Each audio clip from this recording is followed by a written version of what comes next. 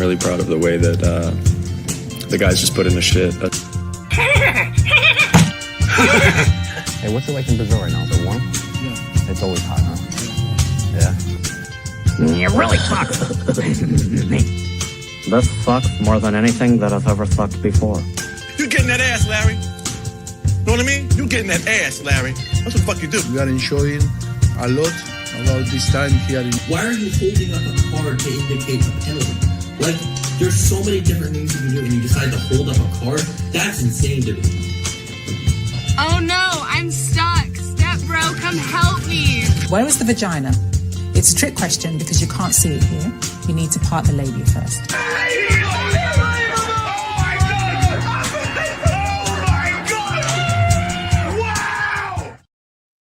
Remember to always part the labia before identifying the vagina. Yeah.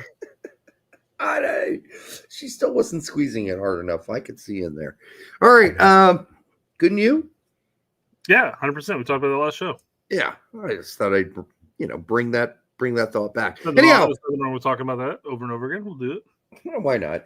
All right. Welcome to Straight Red Card. It is a Monday night. We got some games coming up here on Thursday. We will be live with the game on Thursday night. We'll call it here. We'll call it live. We'll try to sync with you in the whole 9 yards. We'll certainly try. Huh? So we'll certainly try. Right. And then we got this roster from Poch. We will go over tonight as well. I think there are some things missing there, but it is what it is, and we'll get to it. I don't really have any ridiculous things to talk about, Brett, as far as fluff goes. I honestly, I think we got most of the politics stuff out of the way, right?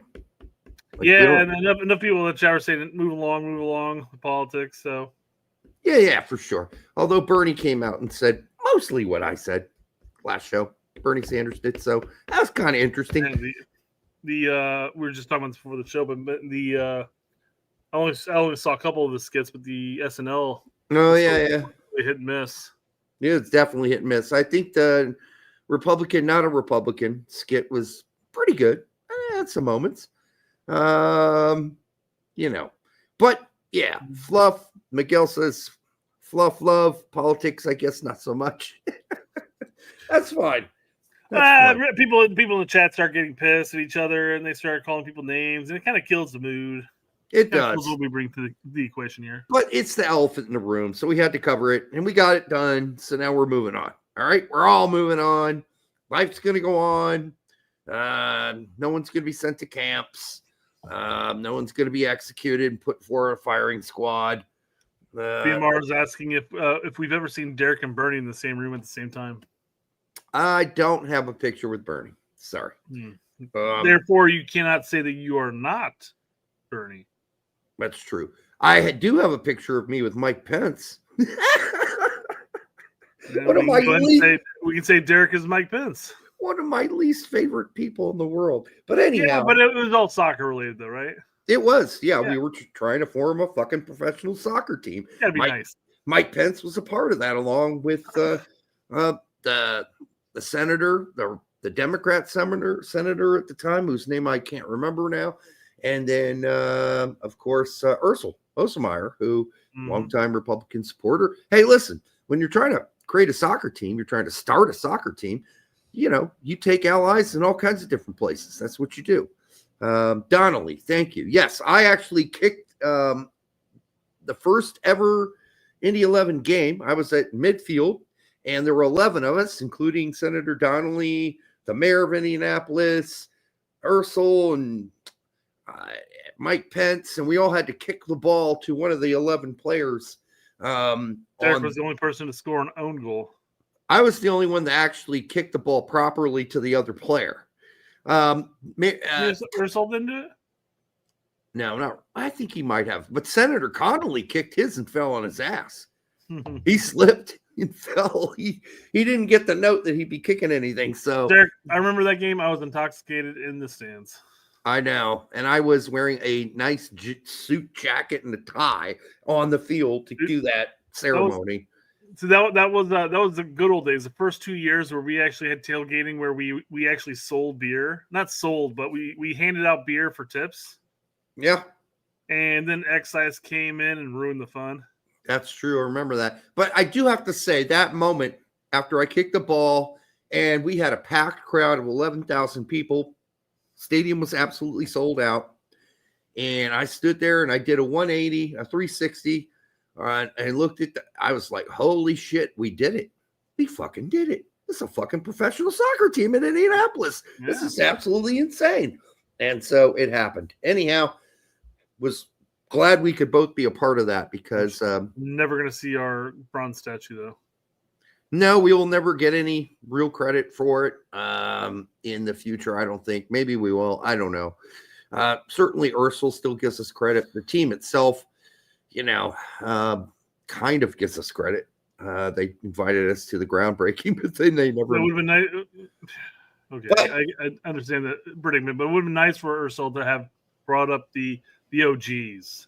It would have been nice, but I think they were having a rough time and a rough. That's what I said. I understood why, but I'm just right. Saying. They were having a rough time with the Brickyard Battalion at the time, and the politics and all that. And they didn't want to bring up the Brickyard Battalion, so.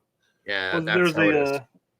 I got the fucking poster down here somewhere.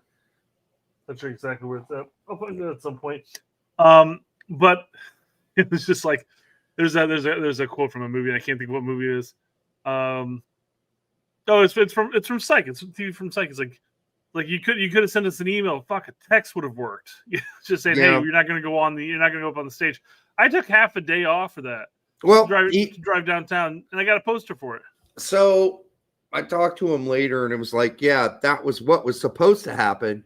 Yeah. But then it got vetoed, and then we were already there. So, oh well, we got a free poster, and now there might not be a team in a year. So there you go.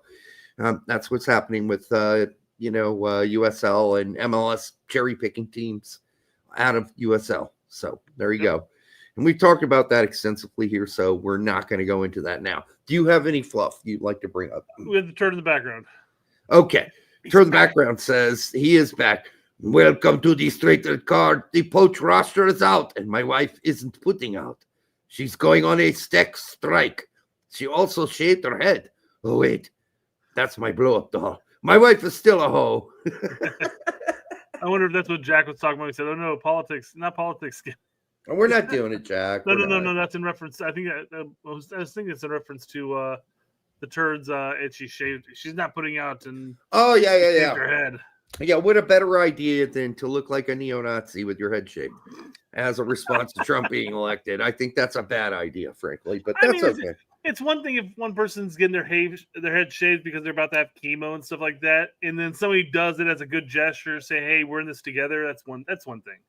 That's nice. I'm not shaving my head to protest dick. Nothing. Not happening. I don't have much to shave off at this point, so I might as well. That's true. I need something to protest. I know you do. All right, for the 105 of you in here now, make sure you like, subscribe, share it with Grandma. Thank you for showing up so early. We'll just keep building on the evening. We've got a lot to cover. So, Derek, you don't have anything to shave. I do. Here. Derek. Oh, shave. Yeah, he's got more hair than I do. I got hair. I mean, he's got the widow's peaks and everything going back, but he still has the hair on the top. Yeah. Whereas I got the widow's peaks, and then it just kind of turned into the bowl, and I got the horseshoe kind of thing. I still got a little on top, but I need to shave it all off. I need to go clean shaven. Derek has a penis hairline. What the hell is that? Your hair was circumcised? I guess so. That's weird. Haven't heard that one before. Yeah, it doesn't look great when I've had my hair smashed down on my head with this hat. So here it is. All right. Yeah, Winklade in the roster isn't it's gonna great. be like the third or fourth show that BMR is asking me to take my hat off. I feel like that's like feet pics for you, BMR. Yeah, I think we've already done that too, right? There's no point in doing that again. Yeah, there's nothing to be embarrassed about. Derek, so he's bald. What the fuck? We got a new sponsor. Oh yeah. Just psychedelic photos. Doesn't that look like it's moving? You're looking at it. Yeah, it does look like it's wobbling a little. It's weird how that works out. I don't understand it. How your eyes work. That it's clearly not moving, but it's moving. Yeah. Optical illusions, man. Crazy. Is that a penis in the middle? Sure. It's also the letter P almost. Okay. It is the letter P. I know it's the letter P. Okay, it's letter P. My bad. The new Pornhub logo. It is? Oh. I haven't been there since they required my driver's license to get on. Yeah, I said, I think I'll skip that. It's like, I don't want to be known for what I'm looking up. I want to be anonymous. I don't need the state of Indiana to know I've been on a porn site. No, this guy out of Indianapolis, man, he's really into that tentacle porn. I'm really not. I don't get tentacle porn at all, and I think it's ridiculously stupid. But okay. Larry's here. You got to get in that ass, Larry. Get in that ass, Larry. Larry is here. All right. Yeah. Let's go. Let's move. What do we got? We have alien UFO sightings. I love this. Someone to go back in time with me. This is not a joke. He lives somewhere in Canada, Prince George, British Columbia. You'll get paid after we get back. Must bring your own weapons. Safety not guaranteed. I have done this once before. Only done this once before. This is really good. I fully expected them to follow up saying that, the time machine runs off Doritos. Please bring it back. Yeah. It's like that that Doritos commercial. I mean, I don't know who sent this to us, but thank you. I think it might have been Frank Bolt, but or was it? Frank. Yeah, it was Frank. It was Frank. Yeah, well done, Frank. That's some funny shit. Go. Okay. Yeah, right. I have 12 gauges, and how many can you fit in your DeLorean? Exactly. Yep. All right. What else? Time machine from Time Machine. Could be. Could be a hot tub. Could be. Hot tub time machine. What else went back in the past? I mean, could be Superman, I guess. Change the rotation, went back in time a little. Yeah. Whittle Case says, Derek, since you're an underdog guy, what European underdog would you like to see the World Cup, since UEFA World Cup qualifiers will start in December? How about Luxembourg? How about good old Luxembourg pulling one out? I know, I kid. They've got no shot. I thought when Greece won the European Championships, it was ridiculous, but I was all right with it. I liked Iceland's little run. Thought that was fun. Yeah, that was fun. I don't think Ireland's got a chance in hell either, but, if you got to pick a small guy, I certainly would pick the Faroe Islands. And, of course, my dad's side of the family would go for the Isle of Man. How about Middle Fart? I'll go. And I mean, Georgia's already beaten Inter Miami, so I think they've had enough. Good positives. Yeah. No. I was informed this morning by a guy at work who watches MLS. Man, did you see Atlanta beat at Miami? I said, Atlanta beat Miami? That shows you how much I paid attention. Which I think I went to bed early last night, so I missed it. I don't know. I just missed it. I didn't watch it because, you know what? If it's LA Galaxy, I will be watching. That's my team in the MLS. And other than that, I don't watch much. Dude, unless there's a youngster I want to watch. Right? So Jackson had two indoor games this weekend. He's on two different teams. Plays one game on Saturday, one game on Sunday. The Saturday game, it was sad scoreline. They ended up losing like 8-1.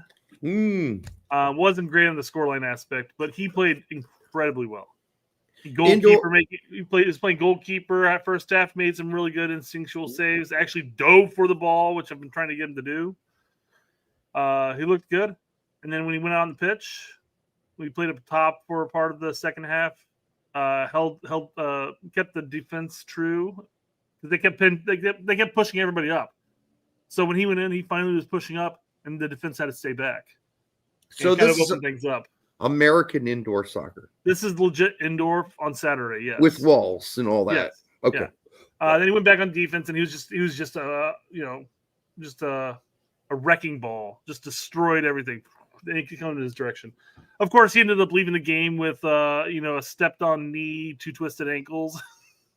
Yeah. It's like Jackson, you played really well. We're gonna dope you up on a bunch of ibuprofen over the next 12 hours because you have a game tomorrow at 5:00. So yeah. Well, I enjoyed playing indoor soccer with FC Muka in Louisville, and it was a fun time. And I really love the way you can use the walls to make through passes and all that. So it's pretty cool. Yeah, I was talking with one of the head guys from Noblesville United that was playing at the Indy Premier Complex, which is not indoor. Well, let me rephrase that. It's indoor for older kids, but it's more futsal for younger kids. Sure. And so I was talking to him about it. I'm like, I'd prefer more of these indoor complexes to be more like this, where it's more futsal type. I did too. Yeah, I would too. And he explained, he goes, well, I kind of like both. The indoor aspect, you kind of get that how to play a 1-2 off of somebody by using the wall, and I'm like, I can see where you're coming from with that, but I also feel like it creates bad habits too. Right. It's also fun. I mean, playing indoors is just fun. But Weekly for $1.99, Winkley's. Yeah. I met Georgia from UEFA, not the US. We knew that. Yeah. We totally knew that, dude. We were joking. Thanks for $2. We do appreciate it, though. Yep. Second game was much closer, but still lost. But it was a good game. Yeah. All right. What else? There'll be a weekly Jackson report every Monday night. So. Well, we'll just make sure we don't break out the lube. It's too early. Yeah, I can't quite crack that joke, Derek. I know, but it's too early to think he's going to be a U.S. men's national team player, right? Oh, yeah. Yeah, sure. Yeah, so much time to wait. So, all right, what else we got? We have potential MLS coaches in the news. Oh, yeah. Yep. All right. Well, it happened, and we were warning you it's going to happen. It's been a rough season for Pellegrino Matarazzo. And even though his team isn't really at rock bottom or anything like that, it's not great. And Hoffenheim has jettisoned their manager, Pellegrino Matarazzo. I do not, however, think, as it's been put at the top there, that he's an immediate MLS candidate. Of course he would be, but he's got other suitors in Europe. He will be coaching somewhere else. Yep. I mean, the big question is, if MLS comes a knocking, will they be able to outpay a Bundesliga 2 team? Well, that's one way to look at it. The other way to look at it is if you're Pellegrino Matarazzo, you've been coaching Bundesliga teams now for some time. Why would you go back to the United States? By the way, he's lived in Germany since he was a player. He's lived there for 20 years. His kids go to school there. His English is still very good, but he forgets words all the time. He hasn't spoken much English in that long of a time. He's like, so you'll interview him. I remember they were interviewing, and it was whatever his face was, and he said, how do you guys say it? How do you guys say it? You're an American, dude. You grew up in this country. What do you mean? How do we say it? So, you know how foreigners go, how you say, that's what he was doing in the interview. How you say he's been out of the country longer than he's been in the country. Yes. So I love the fact that there are a number of people out there that are taking this headline and saying like, oh, I can't believe that there are people that wanted this guy to be the U.S. men's national team coach. And I'm just sitting there going like, well, let's think on the potential U.S. men's national team. I meant to say, sure, U.S. men's national team coach. I go, let's think about the U.S. potential coaches, and you bring up a number of MLS coaches that are playing in MLS or not playing or not coaching elsewhere. I mean, he's at least coaching at the highest stage. Yep. He may not necessarily have the biggest track record by any means, but more often than not, most coaches that coach in the Bundesliga don't have the best of track records, which is why, they're not necessarily, most of the coaches aren't coaching at the top tier of the top league. He has saved 2 teams from relegation in Bundesliga, and there will always be a need for that. And I guarantee you that some of those teams at the very, very bottom of the Bundesliga right now are already thinking, well, he did it before. Yeah. Maybe we can hire him and he Maybe can do it again. Yeah. So I think he'll have a job probably in 4 to 6 months. He'll have another new job, depending on how shitty things are going for certain teams in the Bundesliga. Mm-hmm. So I don't worry about it too much. He's not coming to MLS. No. Whoever thinks he's coming to MLS is just it's crazy talk. Yeah, it's crazy talk. No way. Right. He'll have other offers. So jumping back to the Atlanta Miami game, which I didn't watch, so I have no context about this upcoming play outside of what the video displayed. I just watched the highlights. I mean, I know, I understand the Guzan and Messi goal where Guzan the goal. You know, I understand that play, and then I understand this play. That's about all I know outside of the scoreline. So, so Derek, when you were playing and somebody got injured, back in the 1940s, did you have this unwritten rule also, where if somebody got hurt, you automatically just aim to kick the ball out so that he can receive some attention? Well, first of all, it's in the late 80s. And no, in high school, somebody went down with an injury. We kept playing. Played to the whistle. Even if it was the head, we just all kept playing, unless the ref blew the whistle because he thought, oh, shit, that looks serious. And sometimes the ref did blow the whistle because he thought, oh, shit, that looks serious. But if he didn't, we just kept playing. For me, it was always situational in the sense. Of course, if you see a play occur where you're like, "Ooh, that hurt," yeah, we'll play it out. But if you're passing around the defense and a guy got clobbered and he's down rolling on the ground for pass around, okay, well then maybe you play it out so you can get some attention. But I feel like if you're in and around the box, it's fair game. Yeah, it's fair game to just go for it. And we've seen Messi do that, by the way. He's kicked balls. I'll pull the clip up here in a second. Yeah, he's kicked balls over players and kept going, who were down. So, yeah, I don't want to hear crying about that. And, there was one instance when I was younger when two guys went up for a header. And one of our guys headed the other guy in the back of the head, but he took the worst of it. And his head just split open, like his forehead. And it was just gushing out blood, like squirting blood. And the refs blew the whistle and said, "Nah, we're stopping. This is ugly." Yeah. But otherwise, some guy goes down holding an ankle or pulled a calf or whatever. Fuck that. Everybody kept playing. Yeah. So I mean, here's the playing question. They're taking the ball down. Keep your eye at the top of the 18. Where's the sniper shot? Pew! All right, so there he is. He's down the ground. People were saying cramps. I'm not sure if that's the case. I mean, he went down. He's not moving. Brett. What? Left testicle pull. Oh, that's fair. That's fair. Yep. Hey, even PT said that too. Literally as you said it. So I mean, he's also 7 seconds behind us too.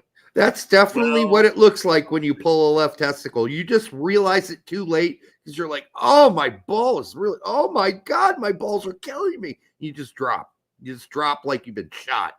Yeah. Yeah. Yeah. So since he went down, they tried one cross, failed at that. Miami players like, bro, he's hurt. He's hurt. Testicular injury over here. And Atlanta's he's like, I don't give a shit. Here, eat another one. I got this. This is a hell of a header, by the way. It's a great header. Great pass. So anyhow, I just want to hear any crying from any Miami fans. I really don't. You guys got enough favors going for you already. So deal with it. You guys already won the Supporters Shield. Suck it up, Buttercup. Yeah. I was gonna say that for later. I have another not a clip, but a quote of a player. But Lawless says this unwritten rule of kicking the ball out when a player is injured is BS and antiquated. The indignation and righteousness is laughable. Players created the cynicism, faking, embellishing. Kick it out if you want, but don't cry when someone plays to the whistle. And we never expected anybody to kick it out for us, so we kept playing. Yeah. That was 90% of what I've been yelling. I was yelling this weekend between the two games. I'm like, play the whistle.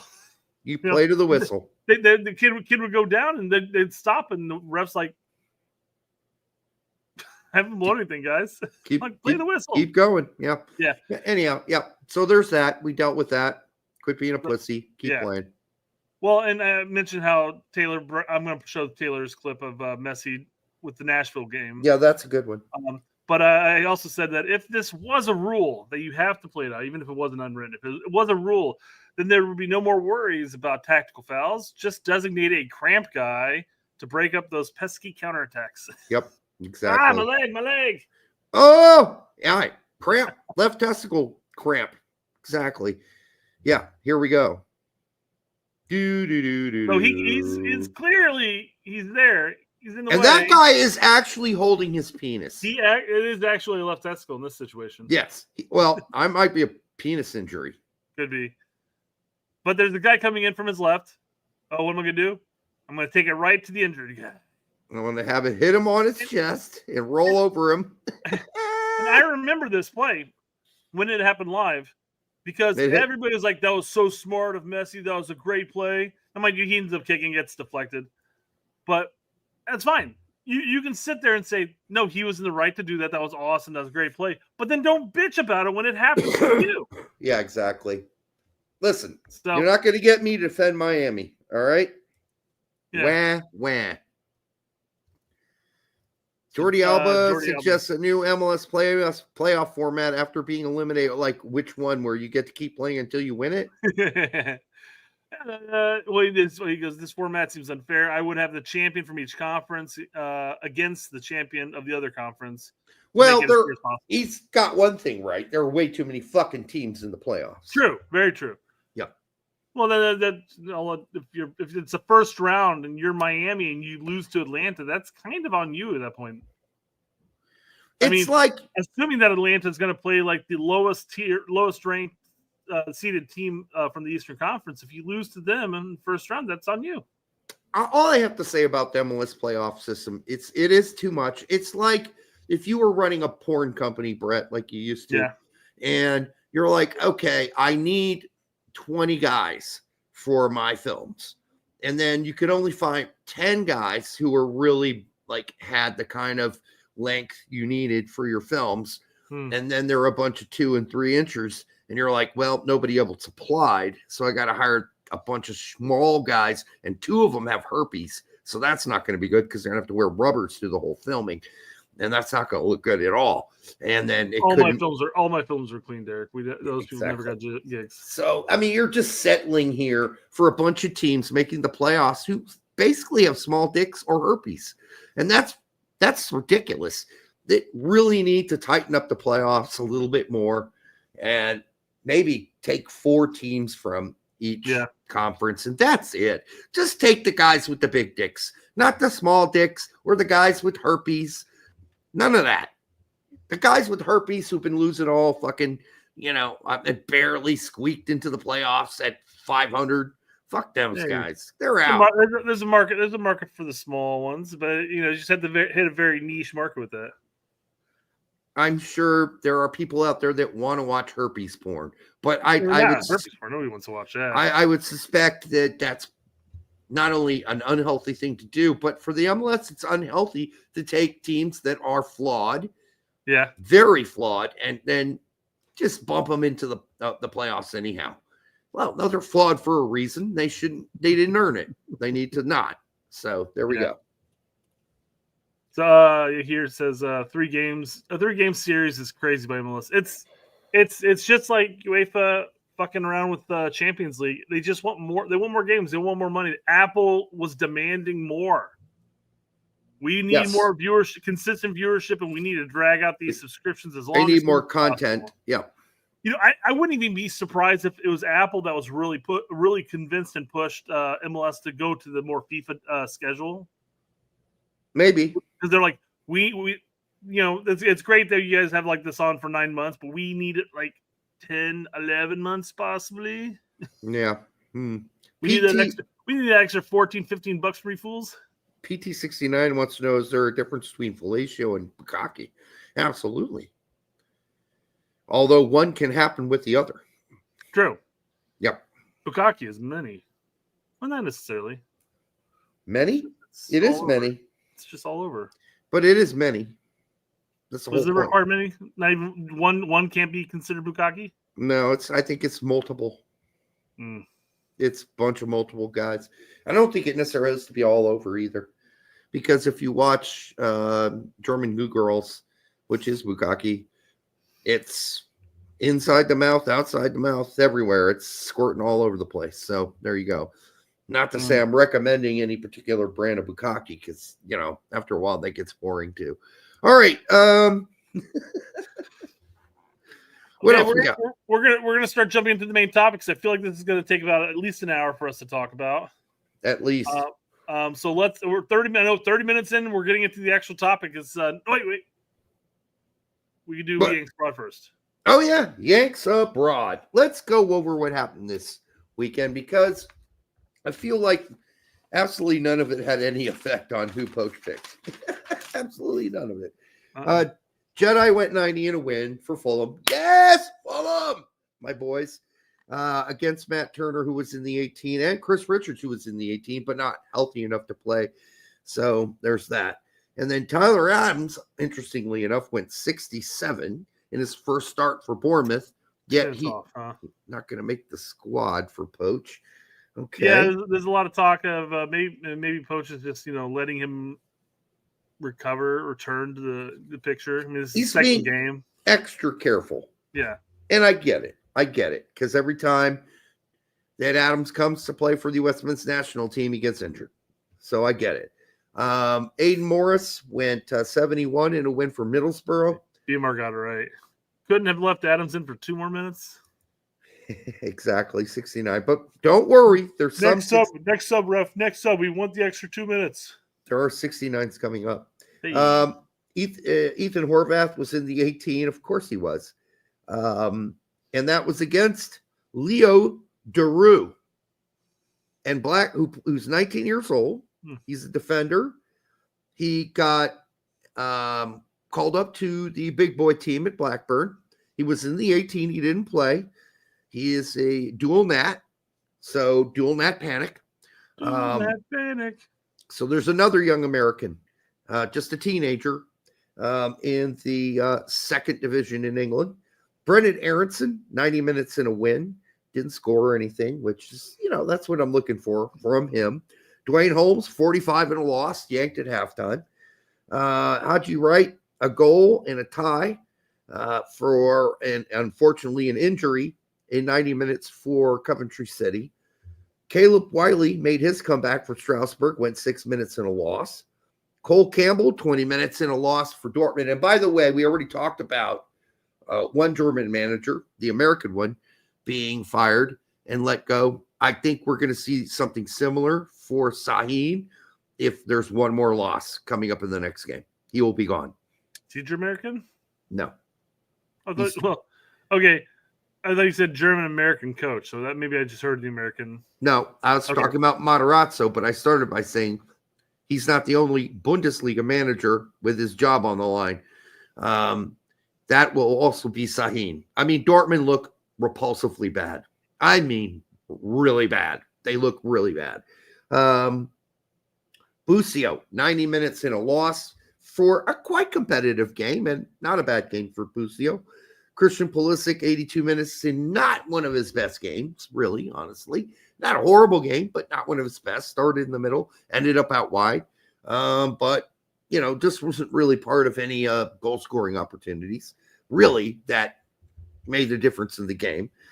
Musa went 8 to close out the game and close out the tie. Weah got a goal, and he went another 90 minutes for Juventus in a win. Whereas McKinney only got 4 off the bench. Kind of weird. A little weird. The international window, apparently. Yeah. I feel like I really convinced you with that one, Derek. You're like, yeah, right. Yeah. Yeah. I would say Way has been really good so far in these last handful of games. Sure. He has had errors, not denying that, but really impressed in with fairness. Who on any of these teams can boast that they have not had any errors? Well, there have been some errors, no doubt. Scally went 90 in a tie. Reynolds, 90 minutes, and Yao, 90 minutes, and a loss for Westerlo. And I tell you what, that was a bad loss. And neither of them really made a dent. Pepe, a goal and assist in 71 minutes and this is really good news for Pepe. It seems like he's starting every second or third game. Mostly every third game he's starting now. They're giving De Jong a break, but also De Jong's not been contributing. So, that's I was watching Tax Show way before this actually. I was at gymnastics watching Chuckles do her thing. Yeah, but yeah, it was like he brought up the point. It's like, maybe this is going to lead PSV to looking to utilize Pepe more and give De Jong the rest. So whenever it comes to playing important games like against top EPL or Eredivisie sides or Champions League, he'll be refreshed and ready. Yeah. Johnny says, / Larry, Colin, I come in peace. We all should be able to come in peace. I certainly do now that I live alone. Oh, you're alone, yeah. I live alone. All my comes are in peace. It doesn't matter what room I'm in. Exactly. I can come in the bathroom, come in here, come in the kitchen if I wanted to, but I don't for sanitary reasons. All right. Tillman, 83 minutes in that game with Desmond. Clearly not what your secret sauce is used for cooking, right? No, but I did buy the horsey sauce from Horsey Arby's. sauce? Huh. You can buy Arby's horsey sauce now in a bottle. Yeah, you buy Chick-fil-A sauces everywhere too now. No, I love that. I fucking love the Chick-fil-A sauces. Anyhow, we talked about that on the show. Mm-hmm. Max Deason and Julian Green went 90 each in a loss versus Dominic Downs' team. The Dominic Downs came in for 7 minutes and scored and won the game. I don't know. Why not give that guy a call? Why not? Let's give him a call. He plays for Kern. We're going to talk about Kern, and we're going to talk about Dual Nats soon. We are. Toljan went 90 in a win for Sassuolo. They now sit, I think, fourth. Conrad De La Fuente got 30 more minutes for Lausanne. Didn't score or do anything like that. But Luca Coglioso, 69 minutes. Nice. For Burnley in a win. Emmanuel Sabi, 69 minutes in a loss for the Havre. McKenzie, 90 minutes in a win. And again, another really good game he's stringing together some really good games, McKenzie, for Toulouse. Yeah. I thought this move was a little too lateral, but it's been good. It's been good. And I mean, a change of scenery and consistent starts and doing well is always going to boost confidence. And the thing that he's doing more now, he's carrying the ball forward and making through passes. This is something we need. We need more of that. And if Ream can't do it anymore, maybe McKenzie can do a little bit of that. We've seen him do it for the U.S. men's national team a tidbit more recently. Mm-hmm. I'd like to see more of that.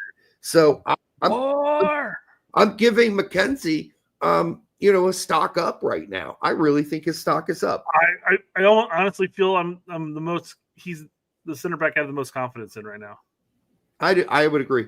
Oddly enough, I'm throwing Scally in there too as a center back. As a center back, yeah, a right center back. I know it's crazy. But I mean, he's played it plenty of time for Mönchengladbach last season because they were experimenting with every formation on the planet. All right, so and then we had Matarazzo, as we mentioned earlier, got that tie. You rarely see managers get fired after a tie. Well, listen, bad result, tie. But he got fired after a tie. They scored a point, and they still fired his ass. All right, and then Henri Chase was in the 18.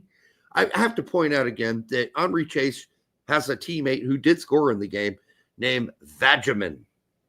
Vag-O-Man.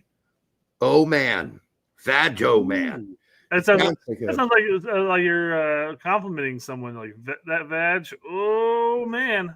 I'm just saying that's a guy you want to date if you're a girl because he knows something about that part down there. He's a Vagio man. All right. No, Nathaniel Brown, another goal and a win in 85 minutes for Frankfurt. And he got to play as a winger and not a left back.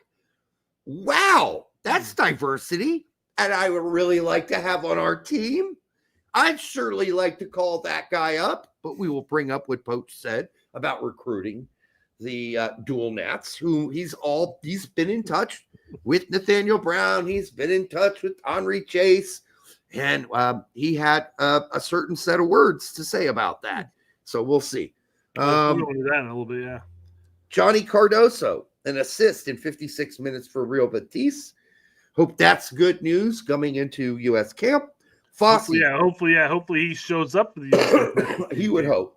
By the way, Fossey and Standard Liège have been absolute garbage for like several games in a row now. Mm-hmm. They got their ass whipped again. Whipped. Not just whipped, whipped. Why are you saying it like that?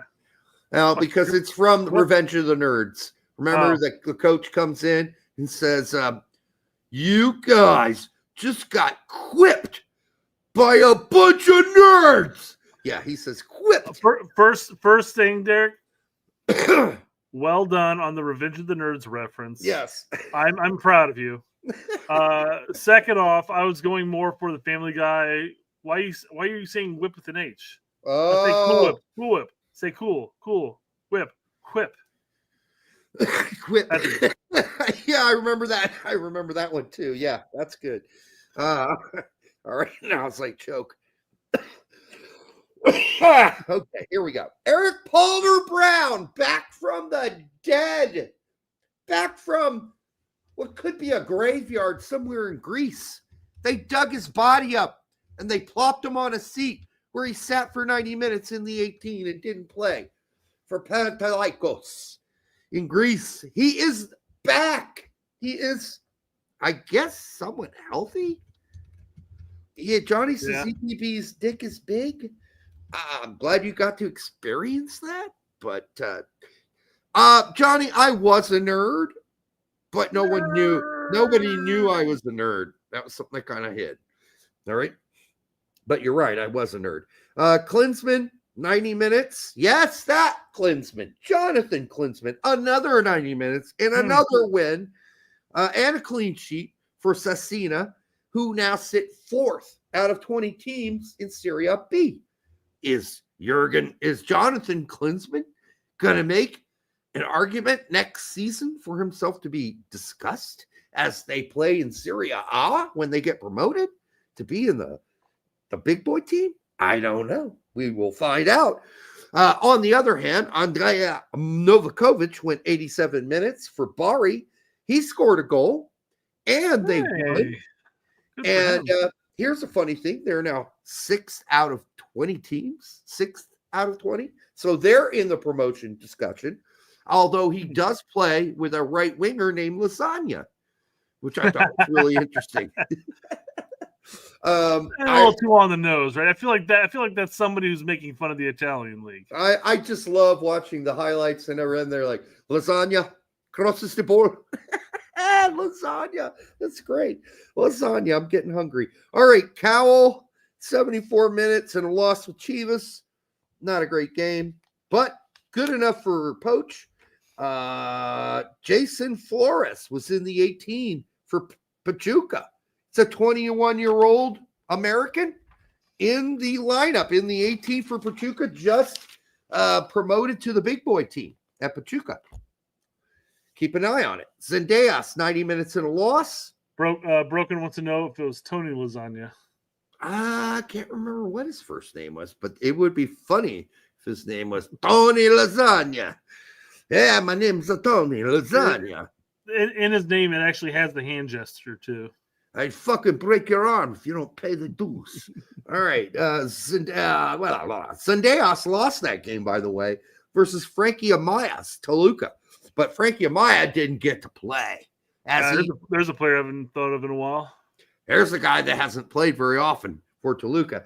Osundina, 69 minutes and a goal for Dordrecht in the second division in Holland. That was a win for them. They currently sit 6th out of 20 teams in the second division. And by the way, his teammate, John Hilton, went 90 minutes and got an assist. So 2 Americans doing damage in that win for Dordrecht as they try to climb into higher spheres next season. Austin Trusty, 90 minutes in a win for Celtic. course, CCV had that big toe injury again, so he's out. He's got a form of toe herpes, and it just won't go away. And then Brian Vasquez got a whole 1 minute and 5 seconds for Monterey in extra time. Joe Corona. So go ahead, finish Corona. Joe Corona. Yes, he is 58 years old, but he's still playing for Tijuana in Mexico in Liga MX. He's got a goal, the winning goal, and the win. He played 71 minutes for Tijuana. Yeah. Yes, he's still out there. It was a nice little goal. I mean, it was a nice little sliding finish, but did what he had to do, put away. Shout out to Colin Reese, who's been, giving that guy reach arounds for at least 4 years now, and maybe he deserved them. I was gonna go for more of like pounding the drum for him, but then you're like, reach arounds, and I'm sitting here doing this. Like, why, Colin? That's what they call it's a joke. That's a joke. You haven't literally been giving Joe Corona reach arounds. It's a joke. So take that as a joke. It's probably not a joke you'll get, but anyhow, Josh Winder went 90 minutes for Benfica's 2 team, and he scored another goal, and it's looking like he's back from that injury and playing on a regular basis for the Benfica 2 team. So good for him. And that's really all there is, folks. It's the Yanks Abroad report. Don't think it had much impact, although you would have really thought, and I get it, Poch doesn't want to beg players to come play for us. But when Andre Chase doesn't play for Japan and Nathaniel Brown's not called up, and Nathaniel Brown, that is a fucking phenomenal player, Nathaniel Brown. You got to call that guy up unless, as he said, I'm not begging guys to come play for us. That ain't happening. Yeah. I get it. All right, for the 200 of you here now, make sure you like, subscribe, share it with your grandma. We're just trying to get that in on a regular basis. Johnny for $2. Left midfielder broke TA back in the showers. Too many letters here. It's $2. Only has so many characters, Derek. WM drank Trulies. These are all American players. Weston McKinney. Oh, so someone broke Tyler Adams back in the showers. Weston McKinney drank Trulies. LM broke TA's back in the showers. Who's LM? He's not in the Leonard Maloney? There you go. Yep. Okay. So just to be fair to Poch, Leonard Maloney is injured. He did pull his right testicle and couldn't play this weekend. Oh no, hold on. So Colin calls you out for saying that's a joke you'd not a joke you'd get, and he goes, "Who are you tromboning later tonight?" Tromboning? You mean rusty tromboning? He doesn't have to write the whole thing up. Well played. I like it. I love it. You go, Colin. I love it when you got a sense of humor. Yeah, I will not be rusty tromboning anybody. But anyhow, I've just never done that before. Why? Why would you want to? I've been rusty tromboned, but never gave the. I would never respect the person after that. Why? You got something against tossing salad? All right, anyhow. Mouth anywhere near my asshole. We just took a shower together. I was completely clean. Very clean. You gave her a kiss afterwards. It was nice. Did I? I don't remember.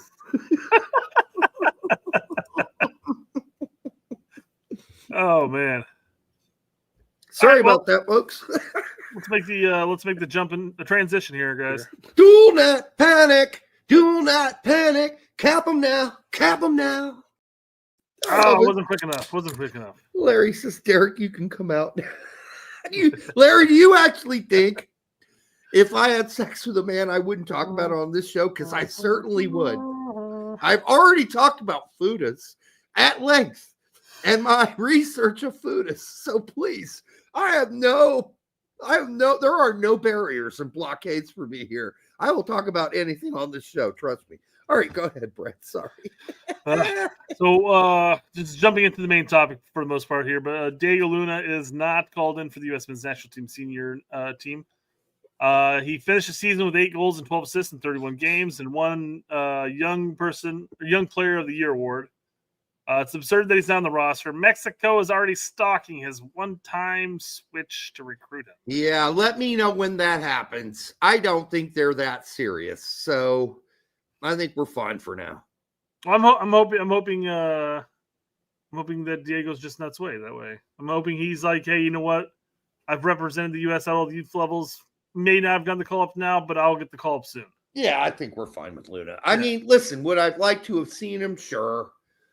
I can think of a couple players in that midfield that I'd replace him with.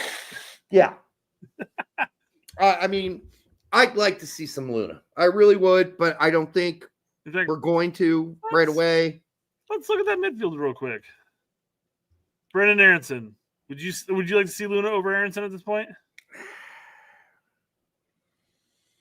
The answer you're looking for, Derek, is yes. No, not versus. This is an important game. This would be like you're throwing Luna into the fire. Yeah. Well, it can't be any worse than what we've been witnessing. And I'm being a little harsh on Brendan here. He played horrible the last against he was Panama. horrible. It was horrific against Mexico. He was horrible. Yes. But then he's been playing pretty well for Leeds. Well, congratulations. Well, I can only go by the fact that Brendan Aaronson plays in the EFL, and he's been playing really good there, and he had one horrific game in the last window. Horrific. One of the worst games I have ever seen. I'm just saying, he had problems against Panama and Mexico. What are the odds that he's going to excel against Jamaica? You never know with him. I'm just saying, Jamaica is a much more physical side. You just don't know, and you're probably right, but I would guess that, well, I can't guess that. I really don't know who's starting, Malik Tillman or Brendan Aaronson.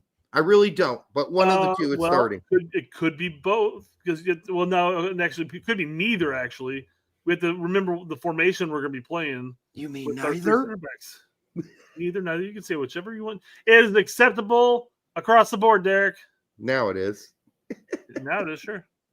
But, I mean, we've seen Poch say that he believes Aaronson's a 10, and that's his real position. So, if he believes that, that's fine.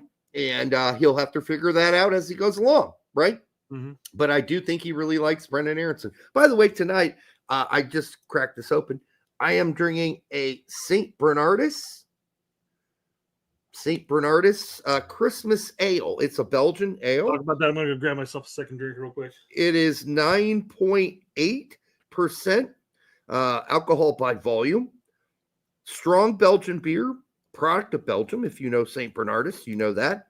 And guess what, folks? It's $22 for a 4-pack. Talk about an investment. All right, let's see if it's any good. I've never had their Christmas ale.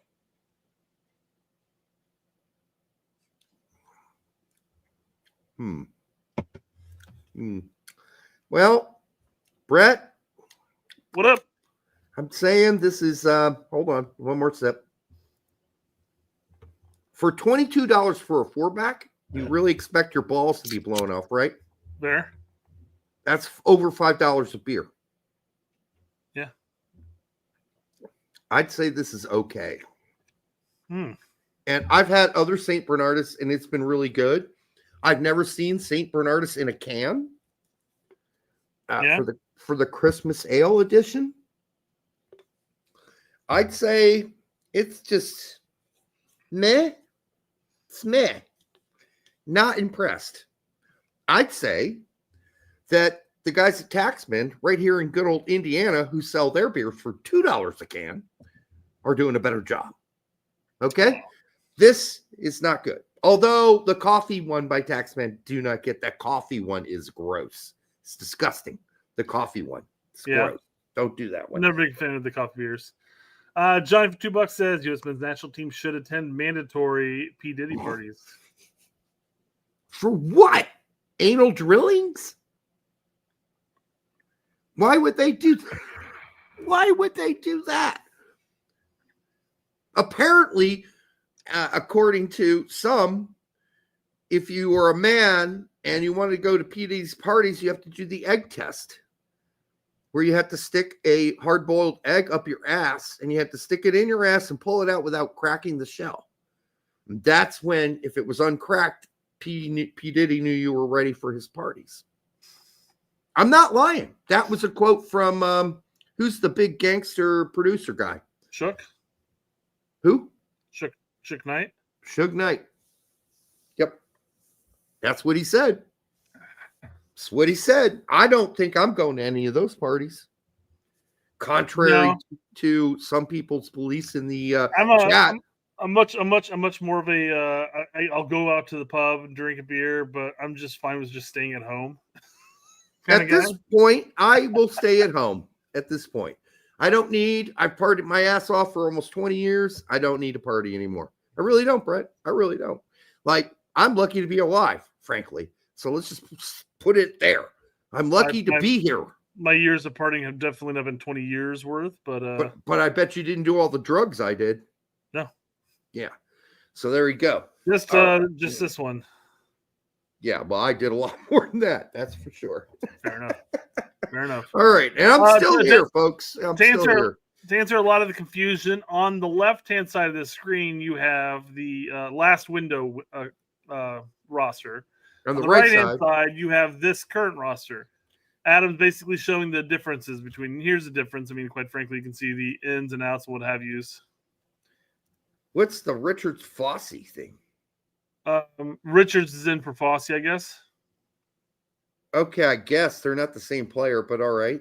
True, but you lose a back, and you're bringing a center back, which is basically indicating where we're going with that lineup. Which is the first thing you texted me when this came out was what? We're definitely playing three in the back. Definitely playing three in the back. It's three in the back, folks. Three in the back. I looked at those defenders and I go, huh. Okay. It's three. At this point, can we just put Jedi as a midfielder? Yeah. It's three in the back. This is triple penetration. That's what we're going for here. Like, this was so obvious when you're calling up Mark McKenzie, Tim Ream, Chris Richards, Miles Robinson, and Joe Scally, and Austin Trusty. Joe Scally can play right back, but very, very obvious that we're playing three in the back. So I don't know if that's set in stone. If he's going to do that going forward for the next few windows, but it certainly looks like we're going three in the back. 100%. Yep. 100%. And it could be the same. Well, I say same right center back with Scally back there, Jedi on the left, who just basically acts as a wing back, and then whatever midfielder. I mean, it's.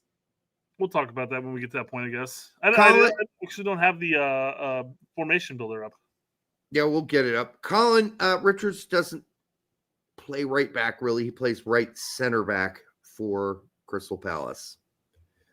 He has played right back for Crystal Palace, for sure, but right center back. And I think we'll see probably Scally play right center back in this system, in this setup, again, as he was played last time. And then Jedi will have some roaming allowed on the left, but when defense, when they got to play defense, you'll see five in the back. You'll see Jedi come back, and then Musa, who's on the right wing, pulled all the way back to play right wing back. So that's what I think we're going to see again. I mean, it's going to be interesting when we get to the actual formation builder at the end of the show. Talk about this real quick. I'm going to go ahead and pull that up just so I don't forget about it. But okay. Just going over the list. Goalkeeper, coaching. We got coaching. We got Schulte. We got Stefan. We got Turner. I mean, obviously, coaching's being brought back in just to keep him in the fold and say, hey, we want to continue taking a look at you. I don't think he's going to be on the game. Well, actually, there's only like 25. Is there 20? How many players? There's 25, so we got to eliminate two, and he'll be one of them. Coaching will be one, yeah. So, but it's a good idea to bring him just to rub his balls a bit and getting him into the showers with Schulte, Stefan, and Turner so they can take showers together and talk about things. Thank goodness Leonard's not there, huh? I think it's important to get that manly sort of bond starting with the other players. Oh, that is man. And, especially in the showers, the dick length contests that go on between the goalkeepers in the showers. I think that Matt Turner will probably still start, but Zach Steffen's back on the team because simply as Poch put it, he remembered when he played for Man City. I recognize that when I played as Man City on FIFA. Yeah, exactly, and rightly so. Horvath is out. Horvath is in a whorebath. He is riding pine. He's taking preparation H for all the pain that he's used to. He's used to this though. Going back to his Club Bruges days, he's really used to riding pine and having his ass on a hard wooden surface for long periods of time. And so no big deal. Horvath's not there. No big deal. No big deal. All right. And then defenders. We already went over the defenders, right? We kind of, except Marlon Fossey's not there and he's healthy. That's kind of weird. But as you said to me immediately on a text, we're playing 3 in the back. Well, now that's the thing. They're legit no replacements as far as backs are concerned. Mm-hmm. So it's unless you consider Musa as a replacement right back. Sure. I mean, they're possible swaps. I mean, of the midfield list, I mean, Musa's played back there. Weah's played back there. Yep. McKinney's played back there. Right. So, I mean, and Austin Trusty could play, I think, as a right back. Hasn't he played there before? It's just like, I think Poch looked at this and went, yeah, I'm not bringing Lund. Fuck that shit. And I'm not bringing Fossey because his team sucks. It has been sucking for a couple weeks now, and he's not been very good for them either. Let's go. So the guy that really got fucked out of this, if you want to say he got fucked, is Nathaniel Brown, right? Nathaniel Brown played left back, went against head-to-head against Scally, had a great game against Scally, and then this weekend scored. Maybe he's not willing to commit right now, though. That's what we're going to get to with the Poch. Yeah. That's why I didn't want to mention him as far as being snubbed. He's not really snubbed because we don't know what that conversation was. But if Poch is saying there's some guys that I'm not begging them to play for this team. I called them, I talked to them, but yeah, all right. Midfielders are now Brendan Aaronson, Busio, Cardoso, McKennie, Morris, Musa, Testament, and Tillman. Some of these guys got to be looking at each other going, a lot of us aren't going to play in this because there's a lot of us here. Yeah. But I mean, obviously one person still has to get cut because we cut coaching so far. Yeah. I think if you're cutting somebody, it's probably going to be like Busio or Morris. I'd be my guess, or even Tessman. Those are probably the 3 guys because we already know that he loves the size of Brendan Aaronson's nutsack. So I think those are the guys that are probably could be looking at a cut. I don't know. You got to get rid of somebody else to get down to 23. And I don't think you can cut any more forwards. I don't think you can. Maybe you could. I don't know. Well, but you could cut somebody like Zendejas, and then you're looking at Musa or Brendan Aaronson that can fill in that wide role. True. So there's options. There's options who can get cut. I mean, Zendejas, Cowell. If you're thinking about the forwards that could be cut, Cowell or Zendejas, midfielders, you're thinking about I don't know, Busio, but he was all right. Yeah, probably Morris, but I think he liked Morris too last time. I mean, so Morris is the only contender for that type of position besides like a Musa filling in back there. Yeah, I don't Morris think that's necessarily Cardoso's strong point. Yeah, Morris is really the only thing we got remotely close to Adams, and he's not Adams. He's just not. No one is Adams except for Maloney. Maloney is the closest thing we have to Adams as a destroyer, and a lane blender, a lane destroyer, a lane cutter offer, if you will.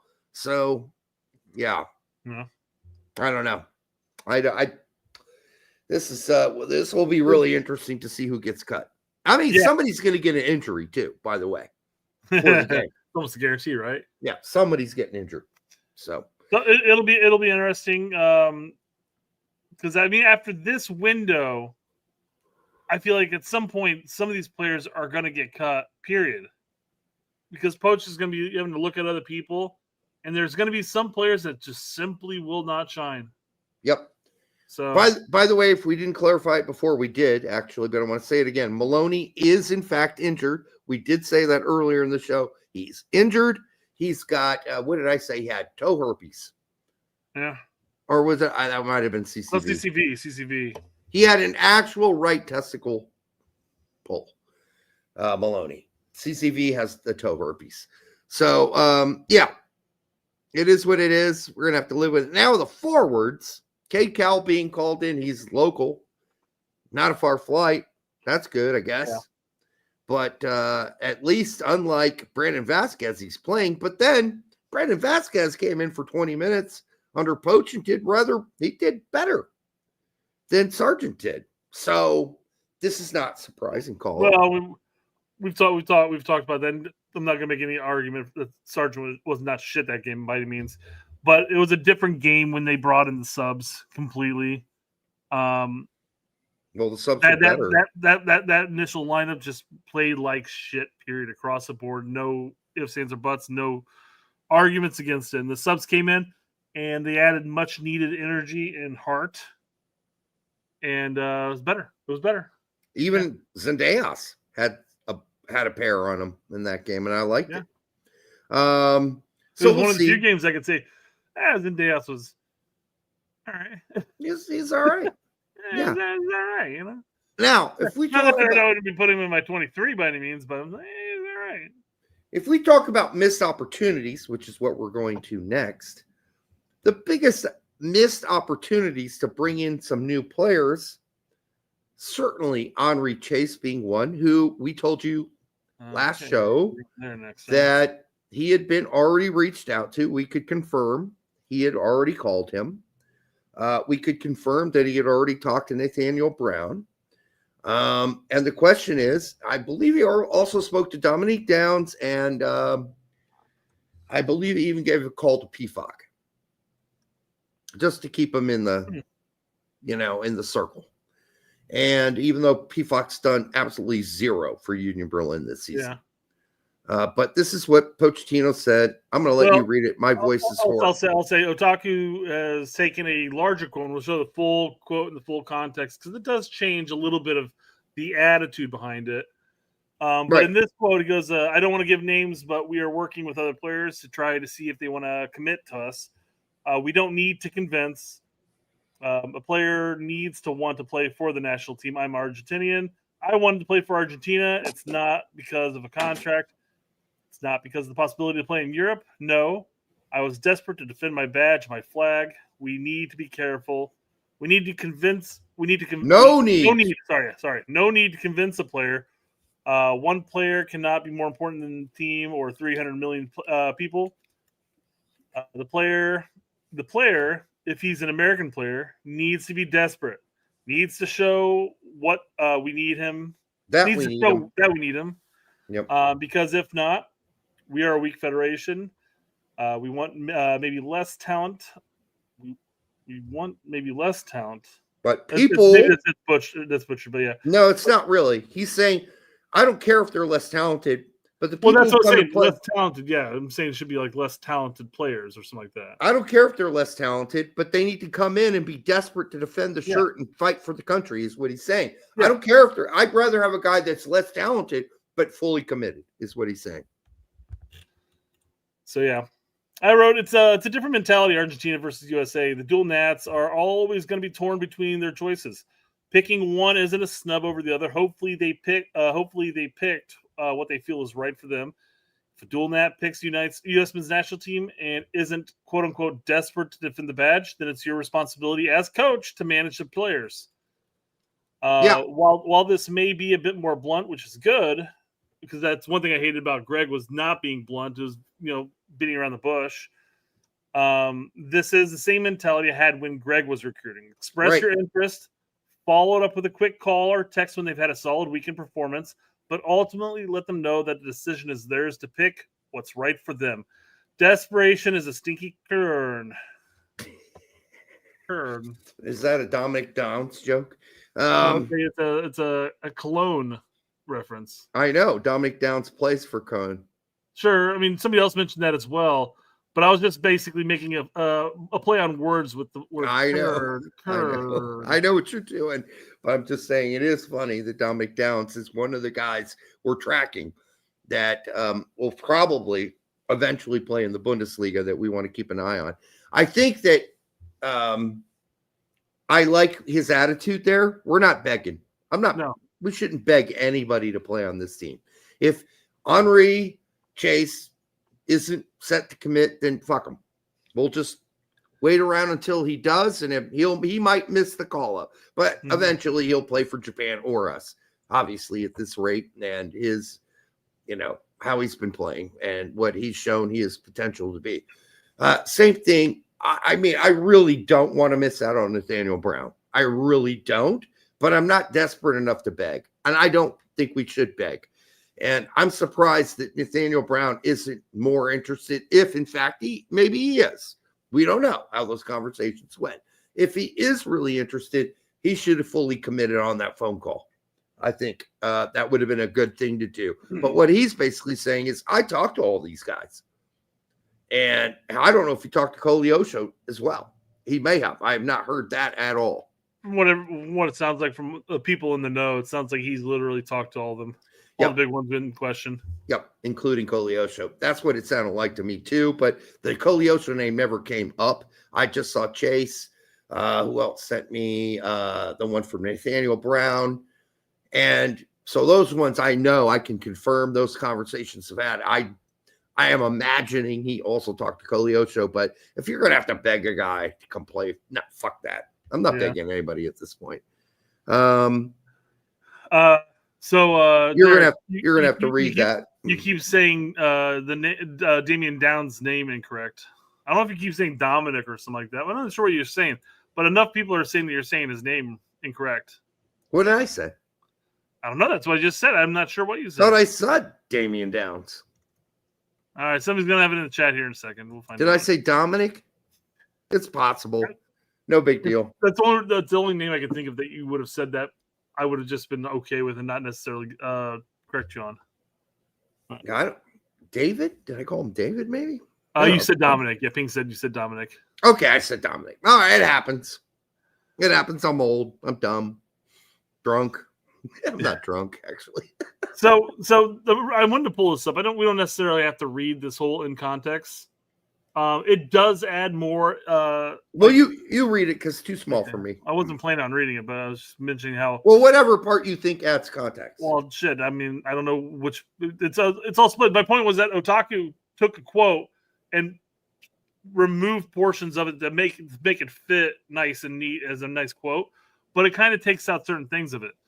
I mean, I can go ahead and read it. Fuck it. Well, just read the part that's. I don't know which specific part, Derek. That's the point. God damn it, Brett! I read it earlier, and I said, "Well, that just adds more context to his quote." All right, but it doesn't sound like he's just saying, "Like, yeah, fuck the dual nats." We're not gonna beg to them, which is fine too. I'll do it then. Hold on. If we believe that the player can help us improve, then of course we're going to be 100% involved. I don't want to give names. Well, that's kind of where the last one started. And then the rest of it's the same. And then I think sometimes we are wrong. We need to be careful. Convince? The Federation does not need to convince a player because one player can. Oh, I already said that too. If they show this type of attitude and behavior, then of course, for sure, they will have the opportunity. He's just basically, providing more context. I want to know a guy really wants to be here. That's it. Yeah. If he really wants to be here, like in Argentina, when I played for players were dying to play for Argentina. He was representing the badge. And he also mentioned that some of the players have already been called up, sometimes do turn down call-ups. And he said, that's ridiculous. You got to want this fucker. And I will figure out who the people who really want it and who doesn't. Yeah. So there you go. Yep. I don't have diabetes, Placata, for Christ's sake. Not yet. Not yet. And Brian went on to talking about how the one thing he added was that no one player is more important than the shirt. Yes. Which is basically just to reiterate the points we've been making here. All right. Yeah. Went through a couple of these things. I'm just going to get rid of a couple of John, there are young players not starting for Real Madrid, but there are playing for. I love this post that I saw. I can't remember who put it up there. Pedro Soma playing for Barcelona. No, he wasn't. He's playing for Barcelona too. Please quit posting that. Yeah. Pedro Soma was playing for the 2 team, not the big boy team. Quit posting he's playing for Barcelona's team, the big boy team, or making it look like he is. He's not. Stop doing it. Stop it. Stop it. Just stop. Post the information with context, please. Otherwise, stop posting bullshit and making people think who are on X coming on to get information about future American players and then looking at that and going, oh my God, we got a player playing for Barcelona. Yeah, they're a little boy team, not their big boy team. Enough with that. Yeah. Good Lord. All right. All right. Larry really wanted us to talk about the Jamaican side and how, it's going to be a challenging match as a whole. Yeah. Of course, he's very much followed the Jamaican side for a couple decades now. I forget what other side Larry follows. Listen, if this team ever got disciplined and ever got focused and really came together with the Baileys, especially Bailey, it's a really fucking great player. Mm-hmm. They could be a really good team, but they need to pull it all together. I didn't even see the Fulham kid. Where's the Fulham kid? Not even a kid anymore. Yeah. You have to specify a name because I'm not sure. It's a dash name. God damn it, I'm an idiot. Anyhow, I watch Fulham every weekend, so you'd think I'd know, but I forgot his name all of a sudden out of nowhere. But maybe he's injured. Reed wasn't called up because I think he's injured. Yeah. Bobby Okay. Decor, Reed. Yeah. Adrian. Yep. Thank you. Okay. So he must be injured. That's all I can think of. Yeah. Because go ahead. he hasn't been playing for. Did he play for Fulham this weekend? I don't remember. I don't think so. Anyhow, the point being, this could be a really, really good team. They do have a really good team, and they could be an extreme challenge for us. We'll see. I just really curious to see how much Poch opens his eyes to what's really available, who we really have. Yeah. And decides really how we're going to play going forward, because I don't think 3 in the back is the answer. So some Fulham fan you are, Derek. No, I just can't remember names, dude. The other day, I could barely remember my brother's wife's name. So please, that was an embarrassing moment. Anyhow, apparently Bobby Reed transferred. He's no longer at Fulham. Get the fuck out of here. Maybe that's why I haven't seen him on the pitch at all. That's why I haven't seen him. No fucking way. I can't believe they traded Bobby Cordova Reed. I always just thought he was injured. I thought he was injured. Frank Bolt wants to know if we're going to be flying Larry out to Jamaica to cover the game for us. No, I don't think we're going to do that. I would love to do that for Larry. I think he'd have a great time, and I think he'd do a fucking great job in ground coverage. Larry down the ground, And I told because Frank asked it in the chat, and I told him, I go, we're gonna need some more $2 super chats saying that Leonard Maloney boned Tyler Adams in the shower before we do that. They have never had an opportunity, I don't believe, to bone each other in the shower, have they? I don't know. I think they might have been in one roster together, maybe one. Mm-hmm. Maybe. I can't remember for sure. I don't even know what I got pulled up here next. I'm gonna make sure it's not anything not needed. Anyhow, yeah. Sorry about the Bobby Cordova Reed thing. I just assumed you had been injured all season. This is horrible. But you know what? Fulham are still doing great. Still watching the game. Still cheering them on. I do take a heavily Jedi focus on those games for sure. There's no doubt. And then, of course, whoever ends up playing center forward is interesting to me because, of course, we have to replace what I think is a legend at center forward. And so far, the replacements haven't been too bad. Took them a while to get there, one of them being Jimenez, Mexican. Anyhow, fun season to watch so far. Pochettino says Derek wouldn't leave if he went to Jamaica. I have to give BMR a clear plaudit here. He says clearly not paying attention to the games. Very clearly not. Yes. Often I am doing other things while watching games. I'm not going to lie about that. I do a lot of other activities and things around the house. I clean up, I cook breakfast, I cook lunch, whatever the game's on. Yeah, I miss a lot of shit. I'm not going to lie to you. He's actually learning how to throw darts with his feet. Now, I am still throwing darts on a regular basis. I do watch a lot of games throwing darts. I'm not going to lie. I do. I throw a lot of darts. So, you got any response, Pochettino, as far as whether or not you would actually leave Jamaica after going there? Derek wouldn't leave if he went to Jamaica. I don't know about that. I can get plenty of Jetty Kush right here where I'm at. Man, So, when we went to Jamaica for Breadstock 2 years back, 2 years ago, we had my Chad's brother-in-law went with us. You might see Chad in the chat from time to time, but it's funny because he's of German descent, but he's dark black hair, but also very naturally tanned. And everybody confuses him for being Mexican.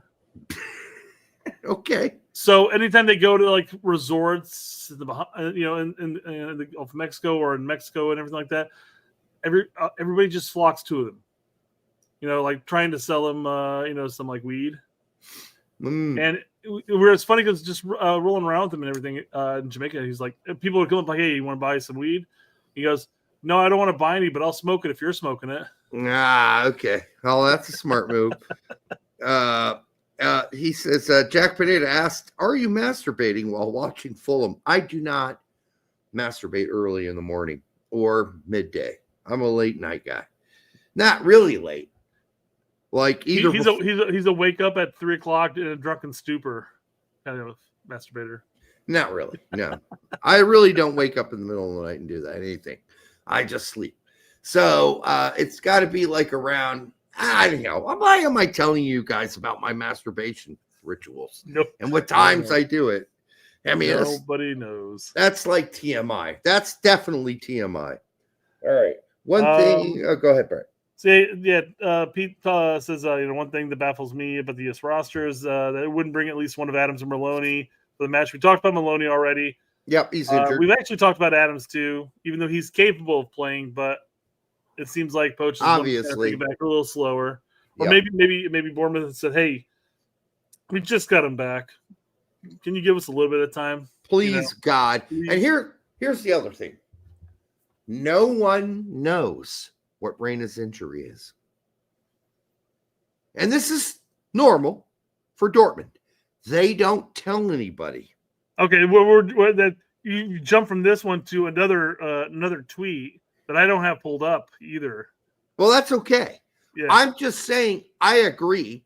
I think it was Max Bretos who put that tweet out with the mystery van. DPB News blog was the one who posted it. Well, there was Max quote tweeted it. Yeah, mystery van.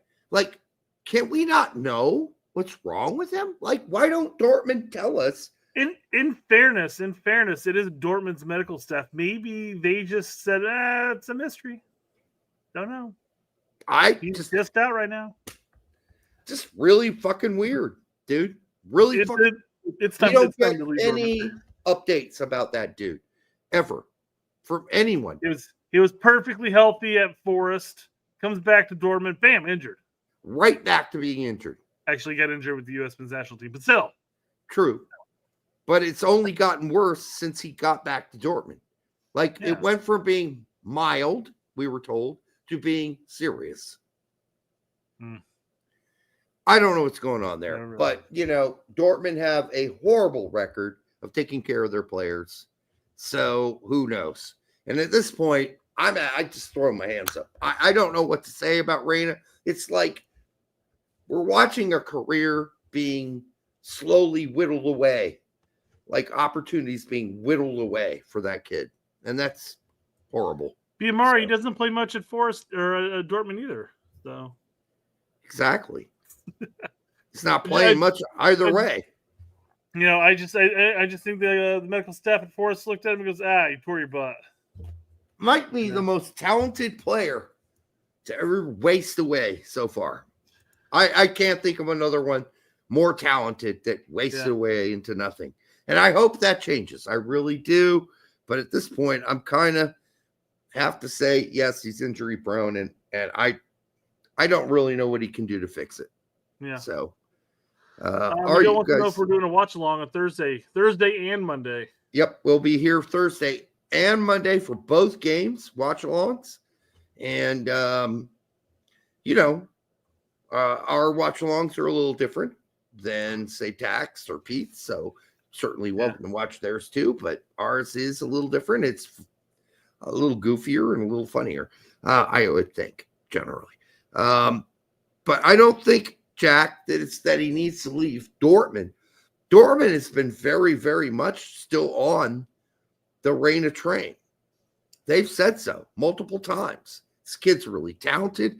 He just needs to take the next step. We plan on playing him this season. We renewed his contract for a reason, etc., etc., etc. He's not getting playing time at Dortmund because he's not good enough. He's not getting any time because he's injured again. So there you go. The Alchemist says that Jack Pinedo to go where? No one's going to sign him. Well, exactly. No one's going to sign him at the price tag that Dortmund have him as of right now. Right, and if he continues to be an injured, walking zombie, nobody will want him because it was. If you remember when Fabian Johnson, the rumors were that he was hoping to sign for MLS. No, the MLS teams are like, look at your injury record, dude. Well, no I way. think there's also a question on the price tag there too, though. Yes, how much he's gonna cost the teams. He overpriced himself, and then they looked at his injury record and said, we're not paying that. You can't stay healthy longer than 3 months, Fabian Johnson. What are you kidding? Nobody's going to sign. Nobody even remotely was interested in Fabian Johnson at MLS because of his injury history. Same thing's going to be for Reyna if this continues. Injury himself, not on purpose, obviously. Nobody likes to be injured. But I think once the market value gets down to a reasonable rate, I think there'll be teams that are willing to take a chance. Yeah, MLS teams. Possible. Or second division somewhere, yeah. I don't know. It's not looking good. So or just smaller your leagues. But we really don't know, Brett, because Dortmund doesn't reveal injury severity. They hide it. They just say it's bad. And then they don't tell us anymore. They don't say if it's a hernia, sports hernia. They don't say if it's a calf or what's that shit up in your crotch. They don't say any of that shit. The groin. Groin injuries are a bitch. If you get one of those, they happen over and over again. All right, what are we watching here? This is the Golazo team talking about the striker situation. Okay. Let's chat on some of the other notable injuries specifically up top because no Falarin Balogun, no Josh Sargent, no Haji Wright. What's the player pool left? Who needs to step up? Charlie, who is this an opportunity for? It's a big opportunity for Ricardo Pepi. Okay. But also for Brandon Vasquez. Yeah. Because so it's a big opportunity for Ricardo Pepi because finally he can start a match. Yeah. But it's also a big opportunity for Brandon Vasquez because he was called in. Yeah, he'll get some playing time. Well, of course, I mean that was what a weird comment. I mean, yes, it's gonna be massive for both of the strikers to make a name for themselves. Here's what Pepe has made a name for himself of scoring goals coming in off the bench. Now he has an opportunity to make a name for himself as a starter scoring goals. Yeah, my reply to this show would be, "Thank you, Captain Obvious." It's also a pretty big opportunity for Turner to make a name for himself back in goalkeeper again, and then huge opportunity for Cade Cowell Cowell to show off in the showers the length of his cock. Listen, this is so ridiculous. Like this is the biggest Captain Obvious show ever. I mean, of course it's a big opportunity for Pepe. Of course it's a big opportunity for Vasquez if he gets the 10, 15, 20 minutes at the end of the game. Of course it is. Can we not be Captain Obvious? Can she not start the show by going, obviously this is a big opportunity for Pepe and Vasquez. How do you think that's going to work itself out in Poch's lineups for the first game and the second game? That's the question, not, isn't this a big opportunity? How big of an opportunity is this? This is a fucking huge opportunity. Like it's a given. Like move on to beyond the obvious and let's get to the crux of the decision and how both of those players could actually affect the team and how they could win themselves a more glowing relationship with Poch going forward. But no, that's not what we're going to talk about. We're going to talk about Captain Obvious shit. But that's part of the problem with this show, obviously. Because now he is 100% the substitute you bring in for Ricardo Pepi at the striker position to change the game. And no kidding. Brandon Vasquez is the only one from the last camp to show, hey, I warrant a call-up, which is why he's in this camp. No so I'm kidding, excited really. for Brandon Vasquez because this is a big opportunity for him. But I'm also equally excited for Ricardo Pepi. I mean, I don't know if he was the only player to warrant a call back up, but his moments that he played against Mexico warranted it, yes. But who are you going to call? PFOC? No, I was going to say Ghostbusters. I mean, Ghostbusters. Ghostbusters. Bill Murray at center forward. Let's do it. I'll do it. I just think like nobody else is busting balls out there. Like PFOC started at the beginning of the season for Union Berlin, has done very little. Now not a starter for Union Berlin. I don't know who else you go out and like Zahir Al-Islam? For really? You going to go that deep into the Belgian league? No, I don't think so. So I don't know what the... You call in Dominic Downs, right, Derek? Not going to call him Dominic Downs yet, but I'm certainly on the phone. Oh, no. It's funny because BMR mentioned it before, as I'm saying Dominic! it. So, damn it. He's a couple seconds behind us, too, when we're cracking. I'm cracking that joke. You fell for it first off. I know, Damian Downs. I'll get it right at some point, folks. Just give me time. So Downs, I'll just say Downs from now on. That way I don't have to worry about the first name. But yeah, I mean, nobody else has really stood out and said, I'm the heir apparent behind Balogun, Sargent, Pepe, Vasquez. Then there's me. Look at me. Look at how big my nutsack is. Look at all the goals I'm putting in. Nobody's doing that. So yeah, it is what it is. I think you'll probably see Vasquez get minutes, probably 10, maybe 15 minutes at the end of games. If things aren't working well, maybe 20. Yeah. But Pepe certainly is the biggest guy to benefit from this. And hopefully he'll do what he's doing at PSV. But the difference is at PSV, he gets regular service. Okay? You need service. And in his defense, though, he had one service against Panama, and he put it away, though. True. So, like any great porn star, hard to make the jizz fly if you're getting no service. That's how that works. So we'll see what happens. All right. We're done? Are we done? No, we got more? To continue to close the gap with Balogun if he can do well, right? This is a big opportunity for both of those players. So what does the pecking order become? Let's say Oh my Ricardo God, Pepi the does do well. Let's say There's a Brandon pecking Vasquez order. does contribute. Where does One, what does two, that and do? three. What does that do? Is Balogun's still Balogun one. still number one? Balogun's He's still still one. number one. Still number one. He's He still was number still one. Like still she number really one is surprised until by he's that. given an opportunity and doesn't produce. Yeah, and it's funny because it's like if they do well, then it's gonna be 1, 2, 3 right there. This show's like soccer for dummies. I swear to God, Brett. But in Pochettino's There's a question eyes, I'm waiting he's for at it to come up Monaco, here. Who's top 9 or 8 right now in the Champions League. How can you say that necessarily with so much confidence? Let's go, Nico. Because come March. You know how I can say that with so much confidence? Because he was at Arsenal and Yunus Musa was at Arsenal and they not weren't good playing. enough. And look at where Yunus Musa is now in the pecking order of Pochettino before he played in this game against Real Madrid at the Bernabeu.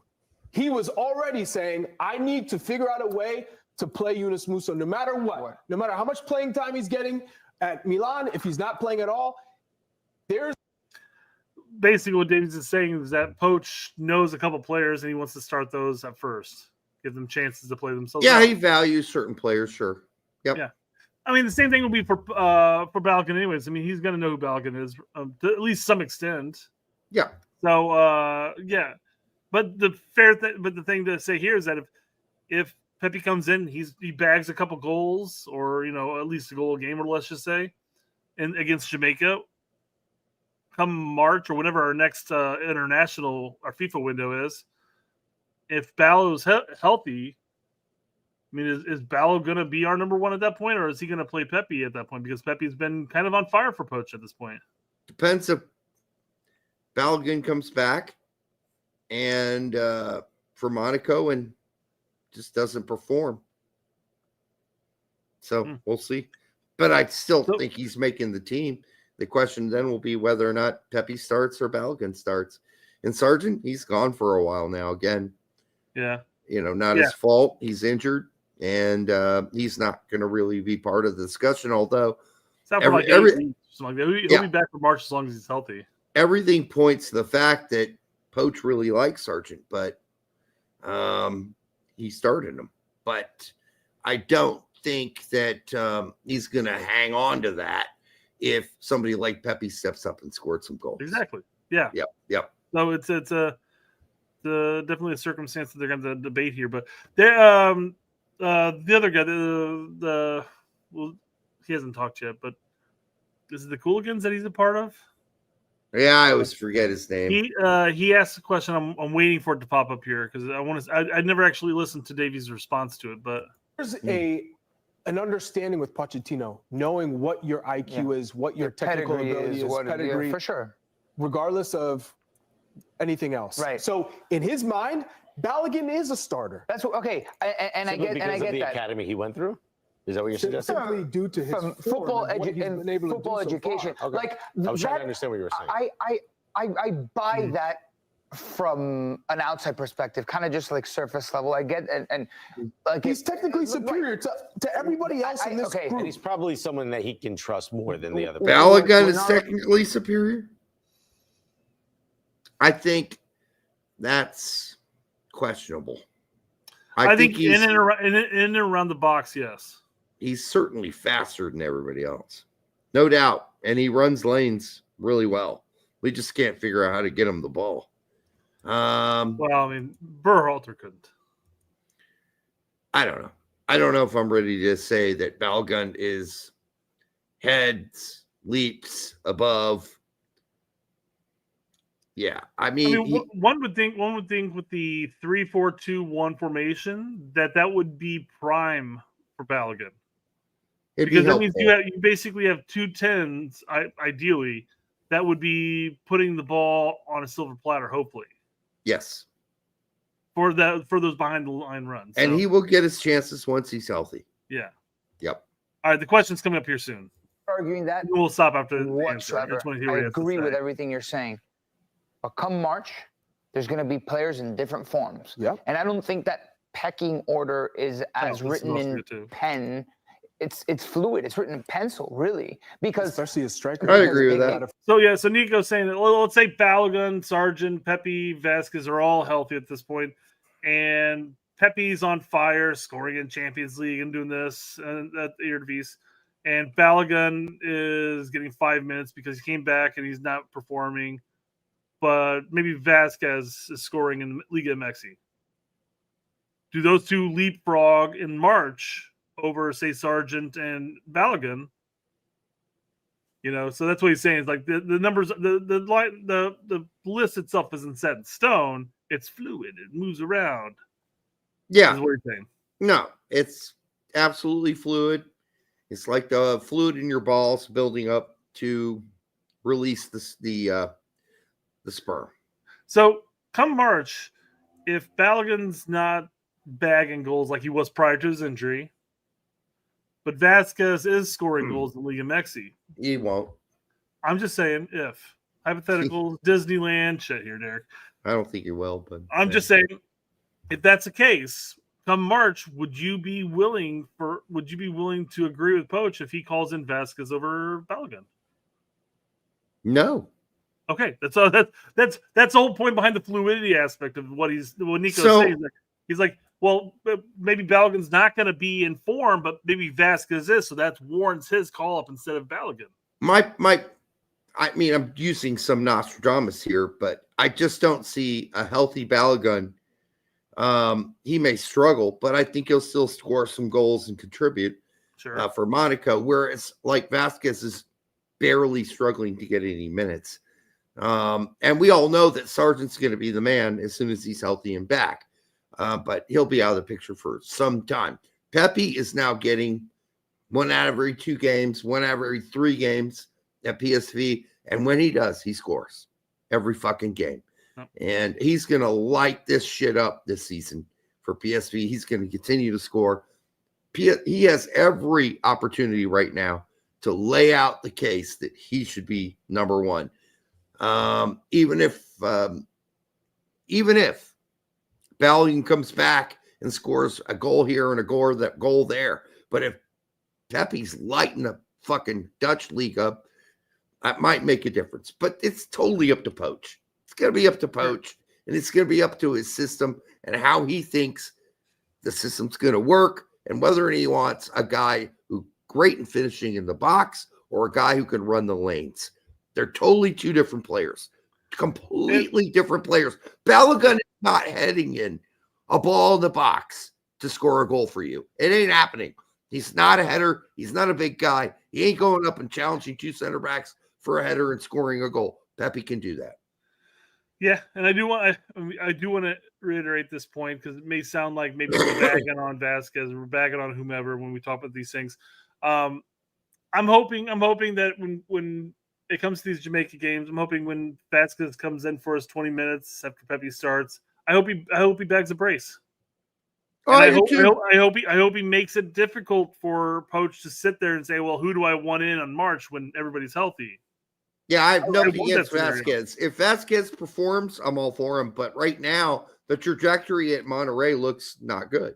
He's been overtaken by another center forward. They're regularly starting, and he's getting some small minutes. So that needs to change. By the way, for the 252 of you here now, make sure you like, subscribe, share it with your grandma.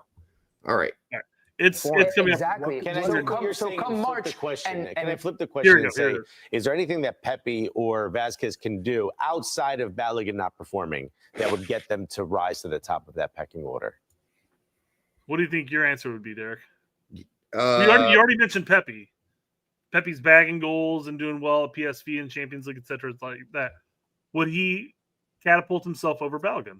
I think he would, as long as Balogun's struggling at Monaco.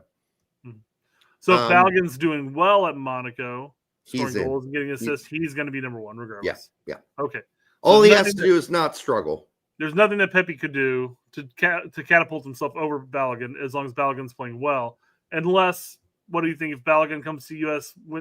camp, doesn't perform, but then Pepe performs? Do you think that would catapult it? It could, but we'll have to see that happen. I just think that as long as Balogun is playing well for Monaco, scoring the occasional goal, even if he can't keep up with with Pepe's goal count because Pepe's playing more for PSV now. I just think that there are better teams in France that they're playing against. PSG, Lille, they're playing against better competition on a general basis. Whereas there are a lot of goals that Pepe's going to get this season against absolute shit teams in the fucking Dutch league. Like the bottom 6 teams in the Dutch league are absolute fucking garbage teams. Yeah. They are fucking trash. So, yeah, you're going to be able to probably stack up some goals against those crummy ass teams. So you got to put it in context. And I think it's also going to come down to about how Poch wants to play. Does he want to play a through ball system where, Balogun's running through the lanes? Or is he going to be more of a Greg guy with a lot of crosses into the box?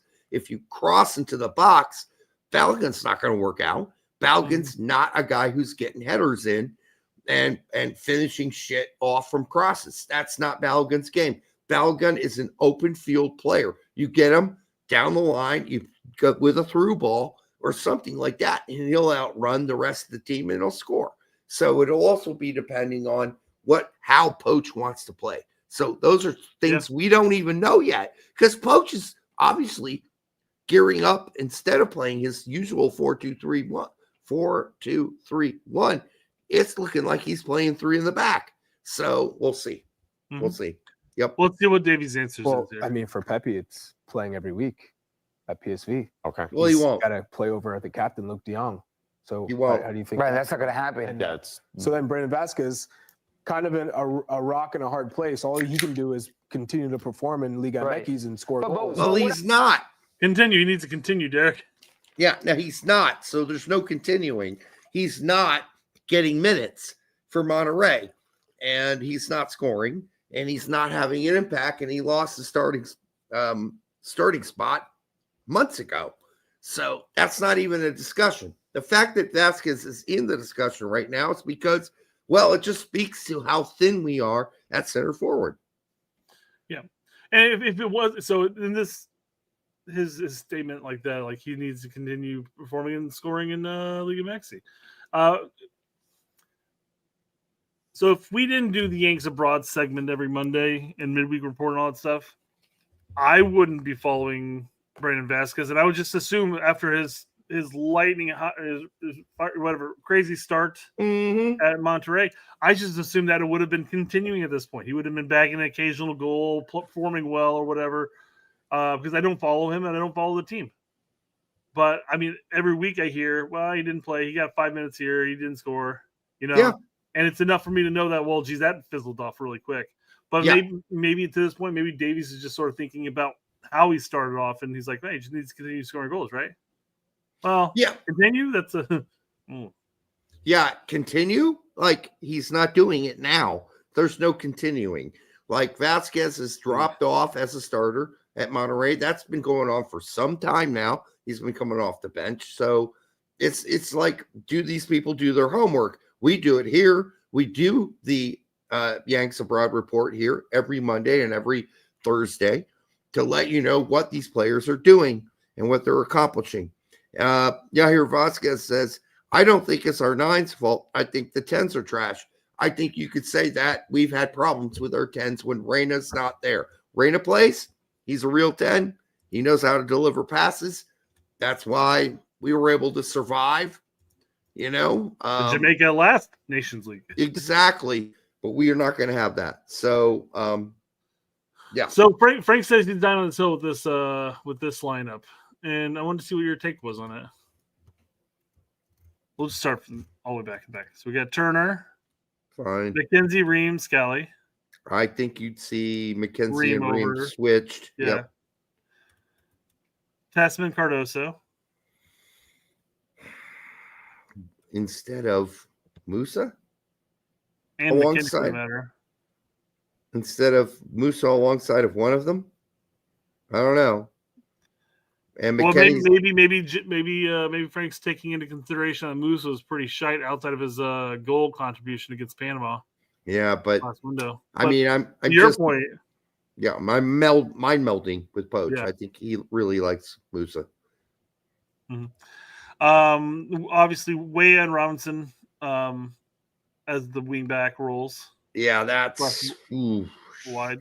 I'd rather have way higher up the field, but okay. But I mean, the big thing is that higher up the field would put him in a role like this, which isn't necessarily high up the field, which is his wheelhouse.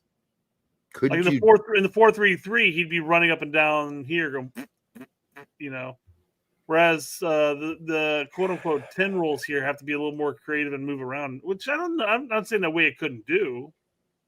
Oh yeah, he could. Yeah, I'm saying I'm not saying he couldn't do it, but he's got McKinney and Pulisic up higher with Pepe.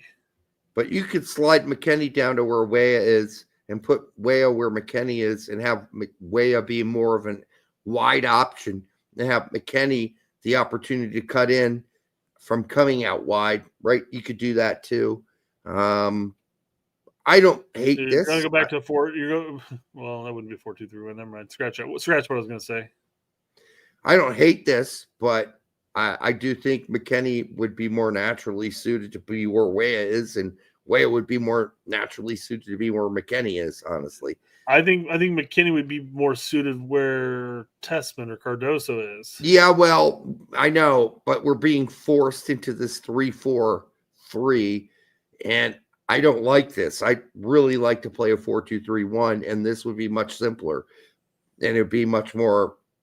I think McKinney receiving the ball in the midfield and being able to spray the balls out wide or forward, I think is just plays into his hand better. Which was my complaint in Copa when Greg had McKinney playing as the quote unquote 10 and Gio playing as the holding. I thought those roles were reversed. Yeah, I mean, listen, everybody knows I don't like a back three. Never been a fan of it, and I certainly don't like it in this situation. I don't like it now with the players that we have.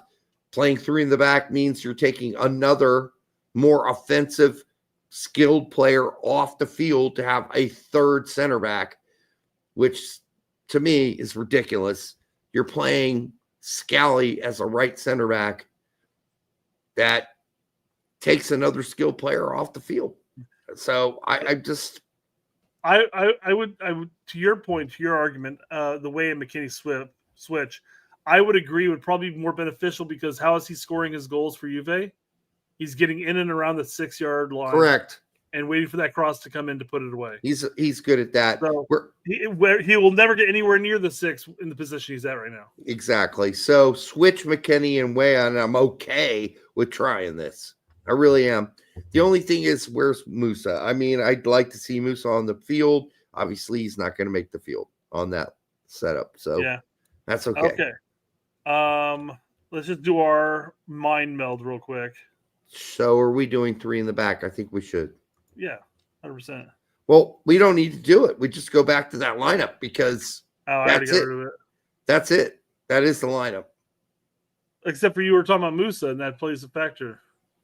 I don't think. I think if Musa McKinney flips. First off, the Weah's missing the game in Jamaica due to his red card in Copa. So that's going to change. Basically, at that point, you're putting Moose out wide anyways, which I was going to do regardless. So the only thing that changes is Moose is going to start up wide, and McKinney will play the right wing back spot. Or alternatively, McKinney goes up top and Musa starts more likely in the right wing back spot like he did last time for Poch. And I think McKinney takes over for Tessman in the center. And I think BA is going to start. I think he's going to want 2 holding midfielders, and I don't think McKinney is a holding midfielder. I really don't. I don't think he sees him as that. I think he'll play McKinney because we don't have Weah. I think he'll play McKinney out there and play again Musa as a right wing back. And that's the only difference from that last lineup we just looked at. That's it. I'm going to stick to my guns and say that McKinney's going to start over Tessman. I don't think Tessman's going to start. Who else? I just said. I know, but who else is going to start? Busio? You have Aiden Morris could start over him. I'm not saying he would. I'm just saying he has started over him twice already. But I don't think Aiden Morris is going to start there either. If you want to do this, yeah, it's a 3-4-3. Yeah, we got Turner and goalkeeper, obviously. I mean, we don't have to. We talked about how. We talked about it. It's the same. The lineup that Frank posted, and we're just sitting here going nitpicking one or two players where they're exactly right. And I just think, for me, and I may be wrong, Moose is going to start at right wing back, and McKennie will be moved to right winger. That's it. Because Weah can't start the first game. And my take is Moose is going to be out wide. I think McKinney's going to push back to Tasman, and I think it's McKinney and Cardoso, and I think PA is starting up with Pulisic. So Brendan Aaronson will be the wide or the 10 instead of Pulisic, sure. So it'll be up top, Pepe. Behind Pepe will be Pulisic and Brendan Aaronson. It's very feasible, Brett. That's very likely to happen too. Mm-hmm. And then in the 4 in the midfield, it'll be Tasman and McKennie. Is that right? Or Cardoso and I think McKennie? It's going to be Cardoso and McKennie. And then out wide is the wing backs. You have whom? Musa and Jedi. And then is your center backs Scally, McKenzie, and Ream. Okay. And good enough. Yep. It's got. I wouldn't start BA personally. I think he's going to get run over the pitch. Well, he does love him some Brendan Aaronson. So that's what I'm saying. Yeah, I'm trying to do my best, my melting here. Yeah. Andy SVT is saying, you think an A team will play in the Gold Cup? I think he's going to get whoever he can get for the Gold Cup, because I mean he only has so many windows. Right. He's going to try to. So we have a Nations League final, assuming we get there, of course. Mm-hmm. And then we have Gold Cup. Is Gold Cup a window?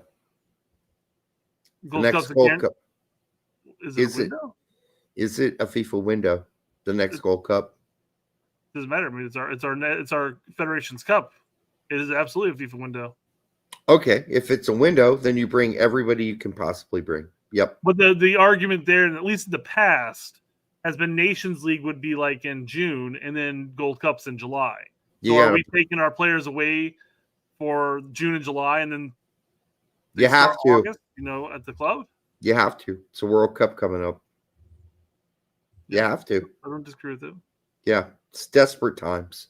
They need to play together, and Poch needs as much time with this team as possible. So you got to bring the guys. You got to. Yeah. I mean, it is what it is. It'll be interesting to see. I mean, he's absolutely going to need to stretch out his call-ups. I don't think he's going to call up the same 23 to 26 for both. He might, throw in a couple here, a couple there, but the core starting healthy lineup will be the same, I think. Yeah. All right. I want to thank the 200 Nations League finals in March this year. Oh. Okay, then yes. I think it's going to be an A team. Yeah, got to be. As much as you can get the A team, must have. All right. Just want to thank all of you for showing up, all 258 of you who are here tonight. Make sure that you like, subscribe, share it with your grandma. And, of course, give your stepsister a kiss on the cheek. Let her know we love her and that you love her, too. That's probably important. We will be back on Thursday for the game. We'll be calling it live here. So join us. It'll be fun. My voice is so fucked up. Game according to US Soccer starts at 8 o'clock, so it's before our time normally is. So did you want to jump on at 7:50, 7:45? Yeah, 7:45. Let's do it. Yeah. Okay, 7:45 here. All right, we will see you all 7:45 on Thursday. Let's hope for a good performance. We'll see. We'll see. Fingers crossed, I guess. I don't know. Anyhow, until the next time, we love you. Good night.